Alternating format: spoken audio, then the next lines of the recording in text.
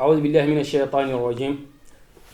بسم الله الرحمن الرحيم، والصلاة والسلام على سيدنا محمد وعلى آله وصحبه ومن تبعهم بإحسان إلى يوم الدين. أما بعد، السلام عليكم ورحمة الله تعالى وبركاته. بندراب مسيب on calminama on jurama e garti hande kadi yewtere men korka épisode men 3 woni darsu men tatabo.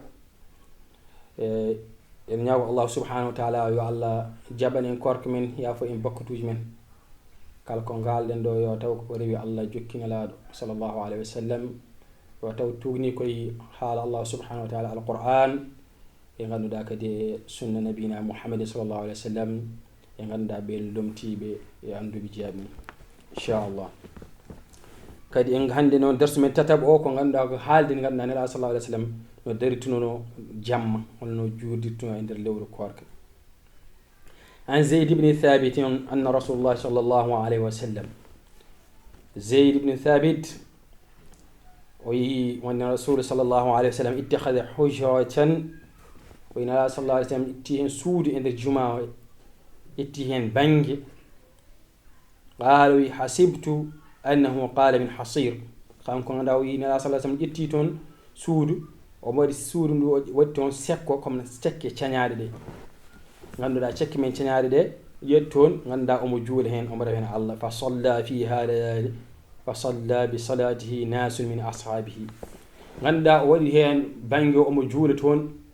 omo juula ganduda omo juula joni non watti ha ganda sahaba be batti arde ina juulde makko inde wa ciagal makko. falamma alima bihim ja'ala yaq'ud deno andino yimbe batti arde ina juulde makko andum kanko ganda o yi natti arde juulde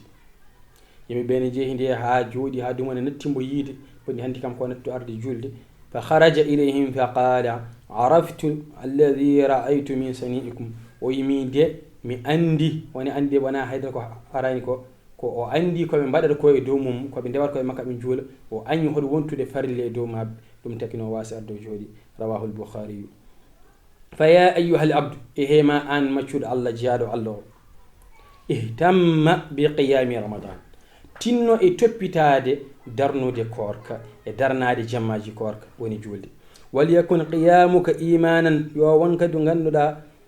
darnugol magol korka no wondi imanan bi mashru'iyyatin ganda waddi imanagal e jabde e parrogol korka ga e wadde kadi ganduda darnade korka jammo sunnati ganda sunna nabina sallallahu alaihi wasallam tawna nabi sallallahu alaihi wasallam omo wurtituno jammaji mo walano julde. qiyam ramadan wa an tahsib al ajr ganda darnade jammaji korka e daminade hen mojjere wa thawabi e baraji wa thawab e baraji inda Allah to Allah subhanahu wa ta'ala fi qiyamihi ganda e dargol maade e jammaji di. كونون لحديث أبي هريرة أن رسول الله صلى الله عليه وسلم قال حبر حديث عند أبي هريرة وينال صلى الله عليه وسلم بي من قام رمضان إيمانا واحتسابا غفر له ما تقدم من ذنبه. الله صلى الله عليه وسلم بي كلا أون كور لورو كوركا وهوري أمجيني أدمني هنكدي إن جبدي فام أون نتدي ويافي بكو توجي مكو قديلي وأرتنو. حبر حديث البخاري. واعلم أن قيام الليل في رمضان ليس واجبا يا فام أن ندونون وني درنادي كوركا جمع جولد جمعيني وانا هوندي كو ودي فرصة كابدو وإنما هو سنة فقد دوم كو سنة نلا صلى الله عليه وسلم ورنو دوم كدي أن ندو ودي من ينبود نلا صلى الله عليه وسلم كبور المنغل وفيه فضل عظيم سبب درنادي جمعي دي جولد دوم بور المنغل إنهين إنغانو دا. لحديث جدا نفيسة لحديث أبي هريرة قال كان رسول الله صلى الله عليه وسلم أبو هريرة رضي الله عنه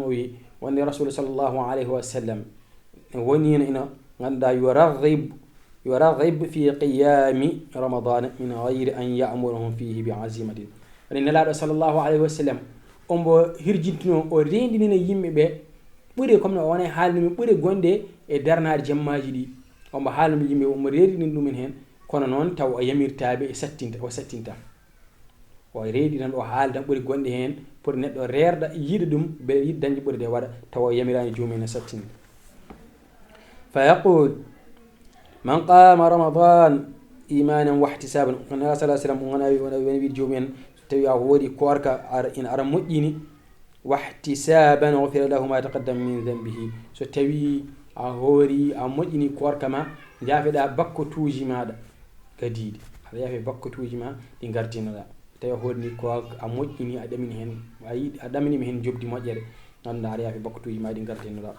كونون أورنا صلى الله عليه وسلم نون أوري وتوفي ها غندا وفي رسول الله صلى الله عليه وسلم نون أوري هو سنكي قال كواركم حالا ميمي بيوم حالا بودي بغندي كوارك والأمر على ذلك كاري كونون هون دي كاري كونتينير غندا هون دي كونون كونتينير غندا في خلافة أبي بكر دي أبو بكر لمتين دي كاني نون كونتينير نلا صلى الله عليه وسلم ودي توناني نون كاني كونتينير ها يوتي كاري والصدر كونون كدي ها يتي كدو غندا وصد من خلافة عمر على ذلك هاي تيك لومتون عمر بن الخطاب حالومتني فوف الحمد لله بانه نلا صلى الله عليه وسلم ودي توني كون نون ابو بكر هاي تي عمر فو نون غندا بدرتنو enen wadde ñamben mbaɗen ɗum inchallah min dañi baraji ɗi an ɗo wima wa ida sallati ma al imami fala tansarif hatta yansarif al imam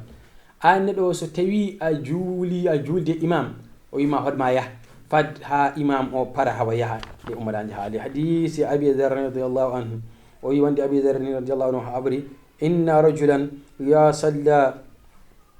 inna ar-rajula idha salla ma al-imam hatta yansarifa wasib lahu qiyamu laylatin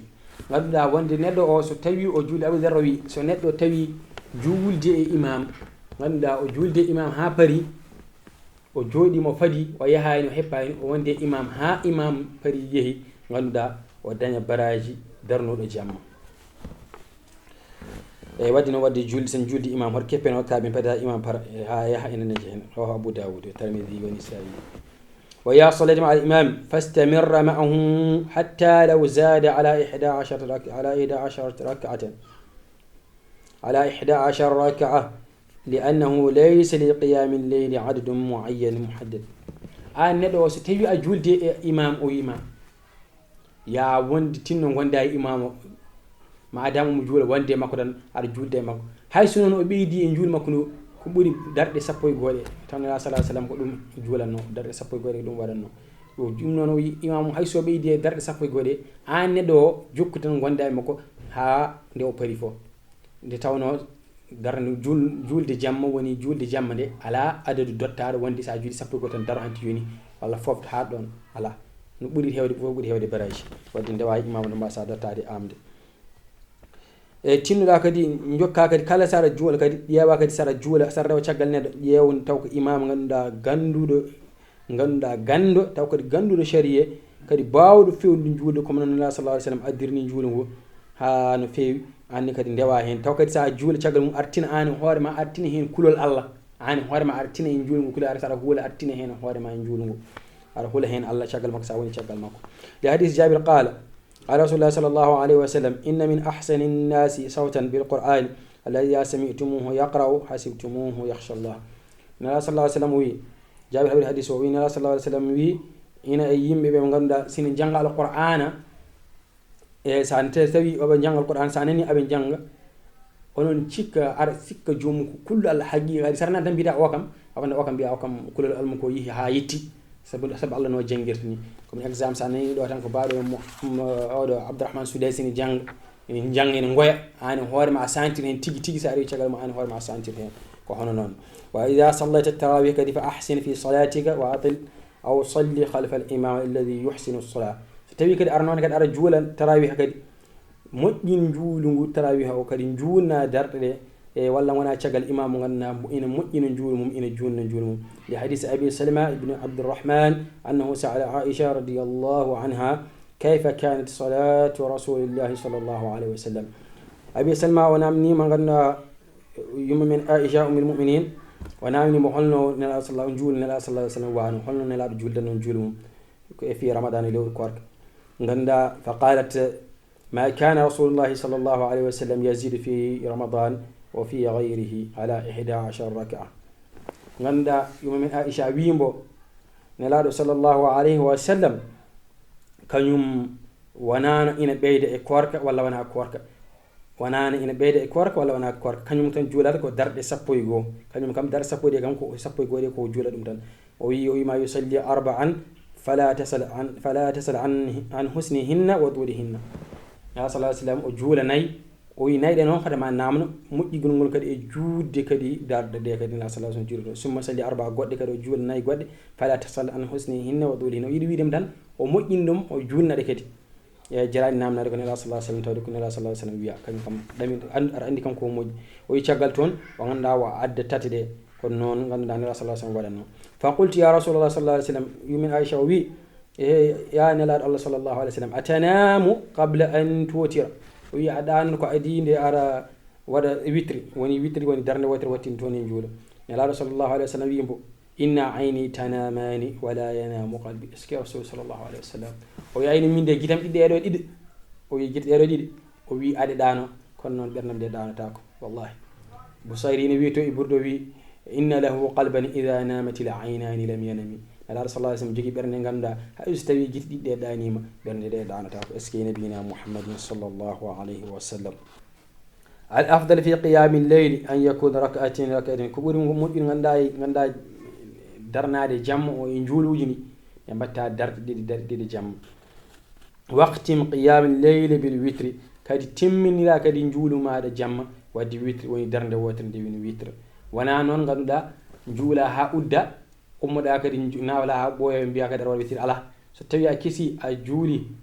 ha a tampi a waɗi witri a lilima ɗanima hanti sa ummima a wattata witri hanti a nafla sa nafli hanti a noon tan jokkirta so fajiri ali juula wa amma noon ka juulɗa ha tampuɗa lilla ɗanɗa nde ummoyɗa kejiɗa ko sa juuli ha fajiri ganduɗa si ha fajiri aɗa avant fajiri seeko aɗa huuɗi oɗo fajiri seekade a ummona mbaɗa darde wotere hay so ganduɗa kadi fajiri suwa seekade a uddat mbaɗa darde wotere witre nde mbaɗa ɗum ganduɗa wona e ko ganduɗa ko gadinɗa ko juulde li hadith ibn Umar حديث ابن عمر أن رجلا سأل رسول الله صلى الله عليه وسلم عن صلاة الليل فقال رسول الله صلى الله عليه وسلم صلاة الليل مثنى غندا ابن عمر أنا من رسول وندي غورك غوت نام من رسول صلى الله عليه وسلم قال كيف يجهل نجول هل نجول ده نافذ الجماعة دي يا صلى الله عليه وسلم يوم نجول جمع كودي دي وني مثنى بردي فإذا خشي أحدكم الصبح صلى ركعة واحدة توتر له ما قد صلى o wi so tawi noon a huuli joni fajiri seeko te ganduɗa a suwa wadde witiri ya juul darde wodere dande woni witiri wona nde ganduɗa darde ɗe julɗa wona witiri o ij'alu akhira salatikum bil layl nala sallallahu alaihi wasallam wi yom mbaɗ wattanni juuli mum jaam witran darde wotere mo witro ko ɗum noon ganduɗa hannde woni toɓɓere men tataɓere ganduɗa épisode 3 ɗum noon inchallah ɗo yeeso kadi ma on jeeyi galle joom inchallahu taala ko ɓoyata non on jarro on jaafo kadi no mbiyen no min mbiyanno ñande fof ni tan mbaɗon partagé mbaɗon commentaire mbaɗon aimé inchallah ballodiren e golle ɗe yo Allah yaafa en bakkutuji mo jahi rasul sallallahu alaihi wasallam yo Allah hokke naftarade ko haalte ko yo Allah jaɓani korkaji men wa akhiru da'wana alhamdulillahi rabbil alamin allahumma salli ala muhammad wa ala ali muhammad assalamu alaikum wa rahmatullahi ta'ala wa barakatuh